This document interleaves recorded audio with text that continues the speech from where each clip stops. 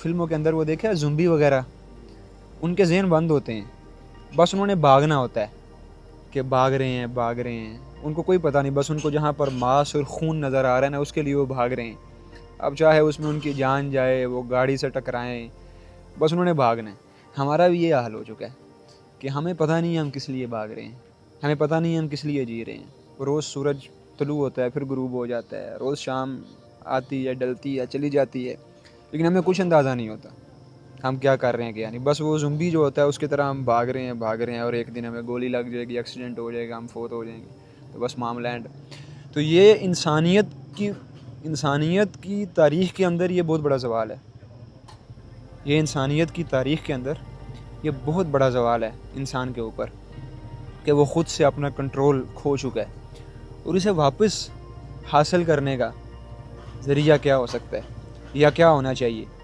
وہ صرف یہ ہے کہ آپ سوچنا شروع کر دیں، آپ غور و فکر شروع کر دیں۔ دیکھیں، مصروف رہنا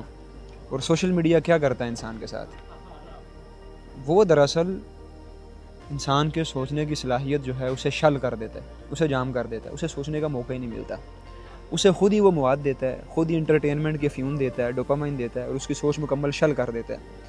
آپ ان ساری تمام مصروفیات سے نکل کر ذرا سوچیں، اکیلے ہو جائیں اور تھوڑا بہت سوچیں، غور و فکر کریں، 10 منٹ 15 منٹ، میں کہاں ہوں، کس طرف جا رہا ہوں، مجھے کیا کرنا چاہیے، کیا نہیں کرنا چاہیے، کون سی اچھی چیزیں ہیں، کون سی بری چیزیں ہیں، یہ کروں تو میرا اخلاق تباہ ہو جائے گا، میری زندگی تباہ ہو جائے گی، یہ کروں تو بہتر ہوگی، میں ایک مسلمان ہوں تو مجھے کیسا بیہیویئر اپنانا چاہیے۔ تو جب آپ سوچنا شروع کریں گے، آپ سوچ سے آغاز کریں گے، دیکھیں آپ کی زندگی بدل جائے گی، آپ اپنا کنٹرول دراصل حاصل کر لیں گے۔ تو دیکھیں، گھوڑا جا رہا ہے نا تو اسے گولی مارنا بہت آسان ہے، ایک گھوڑے کو گولی مارنا بہت آسان ہے، لیکن اس گھوڑے کو قابو کر کے اس پر سفر کرنا مشکل ہے۔ تو خود کو مار دینا اور خودکشی کر لینا بہت آسان ہوتا ہے مایوس ہو کر، لیکن خود پر دوبارہ کنٹرول حاصل کرنا یہ بہت مشکل چیز ہے، لیکن یہ ناممکن نہیں ہے۔ اور ایک اور بات بڑی جو ہے پتہ کی بات، یہ ہمیشہ یاد رکھیں، بڑی کمال کی بات کہی جاتی ہے کہ کوئی بھی جو انسان ہے نا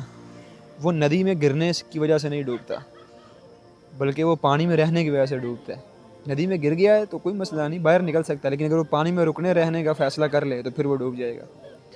تو اب یہ ہمارے اوپر ہے، ہم ندی میں گر تو چکے ہیں، ہم اس دنیا میں گر تو چکے ہیں اور کنٹرول کھو تو چکے ہیں، تو اگر ہم نے اپنی جان دینی ہے ایسے بے تکی تو ہم بس ندی میں رہ سکتے ہیں، پانی میں سانس بند کر کے جان دے دیں گے، نہیں تو ہم باہر نکل سکتے ہیں، کوشش کر سکتے ہیں، اور آغاز سوچ سے ہوگا، سوچنا شروع کریں۔